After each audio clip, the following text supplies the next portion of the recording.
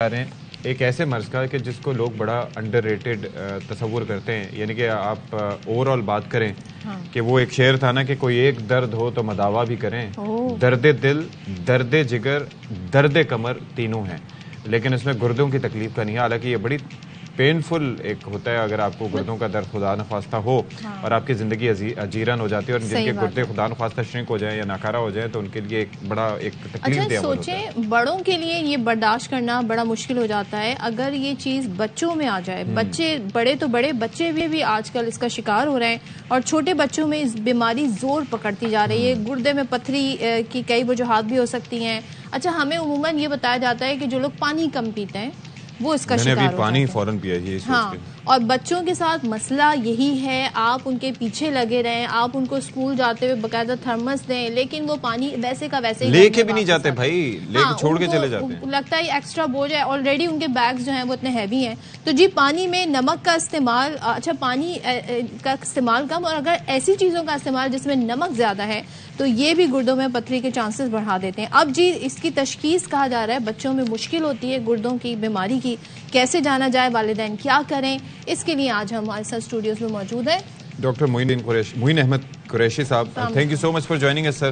یہ ایک چیز مجھے بتائیے گا کہ یہ جو امراض ہیں گردے کے، یہ ظاہر بڑھتے چلے جا رہے ہیں. ایک تو یہ ہے کہ پانی کی کوالٹی تقریباً 20% سے بھی کم ایسے لوگ ہیں جن کو صاف پانی دستیاب ہے. پلس یہ ہے کہ ابالنے کا کانسیپٹ ختم ہوتا جا رہا ہے. یہ آر او پلانٹس اور جو اچھا ٹاپ اینڈ جس کو منرل واٹر کہتے ہیں وہ افورڈیبل نہیں رہا. تو لوگ آر او پلانٹس وغیرہ سے لے کے آتے ہیں، فلٹرز وغیرہ سے. وہ کتنا فلٹر ہوتا ہے سب جانتے ہیں.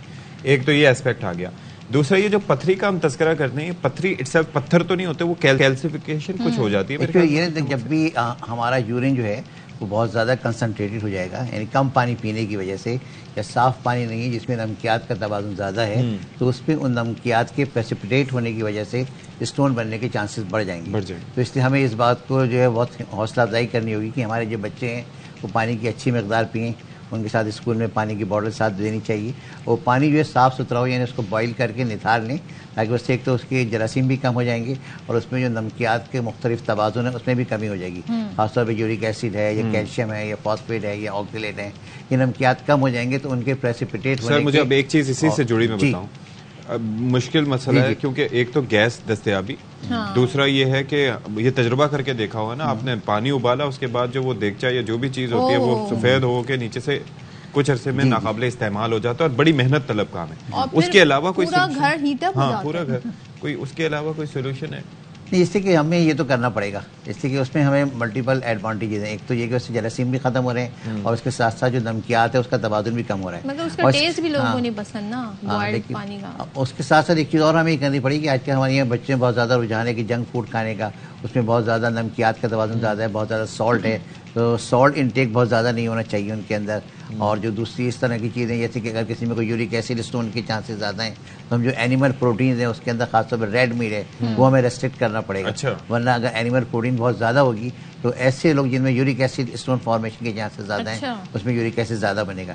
یا کیلشیم کی چیز ہے تو بہت سے لوگ بغیر کسی ڈاکٹر کے ایڈوائس سے کیلشیم کی ٹیبلٹس کھا لیتے ہیں، سیلف میڈیکیشن جو ہے. مجھے یہ بتائیے کہ آپ نے کہا کہ نمک کی مقدار زیادہ نہیں ہونی چاہیے، لیکن یہ ڈیسائیڈ کیسے کریں کہ ایک دن میں نمک کتنا ہے؟ پلس کھانے میں اب ظاہر ہے کہ چمچ کے حساب سے تو چینی تو ڈالی جاتی ہے، لیکن جو بیسک نمک ہوتا ہے غذا میں وہ تو ضروری ہے. لیکن ہمارا یہ ہوتا ہے کہ نمک لگا کے کھا رہے ہیں کوئی چیز، تو وہ بچوں میں رجحان غلط ہے. آج کل برگر آتا ہے تو اس میں اتنے ساسز ہوتے ہیں، وہ کھٹے میٹھے ایسے ساسز ہوتے ہیں اس میں. جی نمکین، مگر اس کا ایکسٹرا نمک استعمال نہیں کرنا کہ نمک لگا کے آپ چیزیں کھا رہے ہیں، یا نمک ویسے آپ چاٹ رہے ہیں، نمک کا ایکسٹرا استعمال ہے وہ غلط ہے. اسی طرح اینیمل پروٹینز جو ہے یعنی گوشت کا بہت زیادہ استعمال جو ہے وہ بھی غلط ہے. اعتدال کی حد تک آپ لیں گے تو وہ صحیح ہے. ایک چیز یہ میں نے بھی ابھی مینشن کی کہ بچوں میں اس کی تشخیص مشکل ہے، ایسے ہی ہے اور ایسا کیوں ہے؟ دیکھیے ہمیں جو والدین کو سب سے پہلے دیکھنا چاہیے کہ بچہ جو ہے وہ بالکل نارمل اس کی ایکٹیویٹیز ہیں، کہ اس کی ایکٹیویٹیز میں کوئی فرق تو نہیں آ رہا، یا اس کو کبھی کبھار فیور تو نہیں ہو رہا، یا اس کو پیشاب کرنے میں کوئی دشواری تو نہیں ہو رہی، یا اس سے کوئی پیشاب کرنے میں جلن تو نہیں ہو رہی، اور اگر وہ درد کی شکایت کر رہا ہے، کمر میں درد کی، گردے کی جگہ پہ درد کی شکایت کر رہا ہے تو وہ بھی اہم ہے.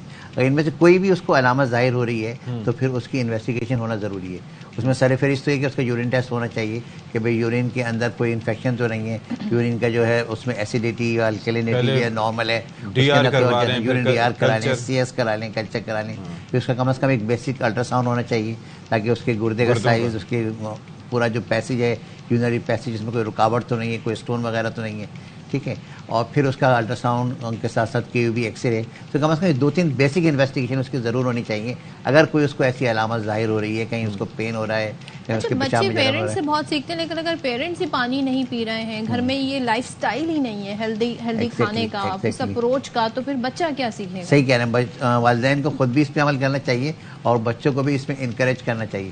یہاں ایک چیز پہ میں اور توجہ دینا چاہوں گی, جو پیدائش کی فوراً بعد جو ہے نا, یہ غور کرنا بہت ضروری ہے کہ بچے نے نارمل یورین پاس کیا یا نہیں کیا, کیونکہ بہت ساری اب نارملٹیز ہوتی ہیں جو کنجنائٹل ہوتی ہیں, کہ اگر وہ اب تو الٹرا ساؤنڈ کے اندر ایون جب بچہ ماں کے پیٹ میں ہوتا ہے تو وہاں بھی اس میں الٹرا ساؤنڈ سے پتہ چل جاتا ہے کہ گردے کا سائز صحیح ہے, یا گردے سے لے کے اور پیشاب کے سوراخ تک پورے پیسیج میں کہیں کوئی رکاوٹ تو نہیں ہے, کہیں کوئی اسٹون تو نہیں ہے, کہیں اور کسی وجہ سے, کیونکہ بعض اوقات بچے میں صرف اس کا پیشاب کا سوراخ تنگ ہے, اس کی وجہ سے اس کو obstruction ہو رہی ہے, یا اس کو posterior urethral valve یعنی کہ پیشاب کے عمل میں رکاوٹ آ رہی ہے کسی قسم کے, تو اس میں جو یورین باقی رہے گا, جمع رہے گا مثانے کے اندر یا گردے کے اندر, تو اس کی وجہ سے اسٹون فارمیشن کی. سر مجھے ایک چیز بتائیے گا, آپ کے پاس زیادہ تر جو کیسز آتے ہیں وہ پتھری سے متعلق آتے ہیں جی یا پھر گردوں کے کسی اور مرض سے متعلق آتے ہیں آج کل خاص طور پر, وہ کیا آتے ہیں؟ دیکھیں سب سے زیادہ تو انفیکشن, ہاں انفیکشن میں دیکھیں صفائی کی بہت زیادہ اہمیت ہے.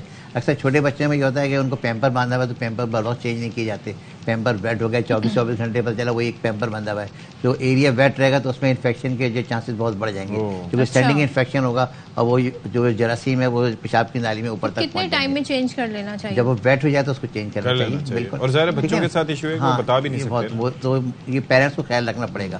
ٹھیک ہے, وہ جو آج کل ایڈ چل رہا ہوتا ہے کہ جی یہ ڈرائی رہتا ہے, دیکھیں جی, تو بچوں کے لیے تو اس طرح کے بھی, تو وہ ماں کی ذمہ داری اس کو چیک کر لیا کہ ڈرائی ہے تو ٹھیک ہے آپ اس کو کنٹینیو کر سکتے ہیں, لیکن ڈرائی نہیں ہے, ویٹ ہو گیا ہے تو اس کو لازماً چینج کریں. یہ نہیں کہ آپ نے 8 گھنٹے تک اس کو رکھنا ہے. ہاں بالکل, 24 گھنٹے لوگ بندہ رہنے دیتے ہیں. اور یہ موروثی بھی ہوتی ہے, موروثی بھی بالکل ہوتی ہے. تو اگر والدین میں یا کسی میں پتھری وغیرہ ہے تو ایسے بچوں کا پھر جو وہ کیمیکل جو ہوتا ہے نمکیات کا توازن وہ خون میں چیک کرنا چاہیے کہ بلڈ کے اندر کیلشیم, فاسفیٹ, یورک ایسڈ وغیرہ ان کی مقدار دیکھنی چاہیے, تاکہ اس بچے میں یہ ٹینڈنسی تو نہیں ہے, کیونکہ جیوگرافیکل فیکٹر بھی ہوتے ہیں. ہمارا پاکستان جو ہے اس بیلٹ پر واقع ہے جس میں اسٹون فارمیشن کے چانسز زیادہ ہیں, اور اس لحاظ سے, اور اگر وہاں پہ اگر ایک موروثیت کا عنصر بھی ہو گیا تو 2+ ہو گئے, تیسرا اگر اس میں انفیکشن بھی ایڈ ہو گیا تو اس کی وجہ سے اور ایڈ ہو جائے گا. خاص طور پہ کوئی ڈائبٹک جن میں ہسٹری وغیرہ ہے, ڈائبٹیز وغیرہ ہے, تو وہاں پہ بھی چانسز اور بڑھ جائیں گے.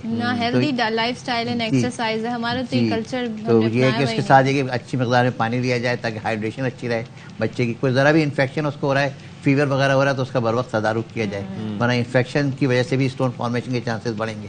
اور پھر اس کا اگر کبھی کوئی ایسی علامت ہے تو اس کا ایک پورا الٹرا ساؤنڈ اسسمنٹ ضروری ہے کہ بھائی گردہ کیسا ہے, گردے کی نالی کیسی ہے, مثانہ کیسا ہے, یہ ساری چیزیں جاننا ضروری ہے. Thank you so much.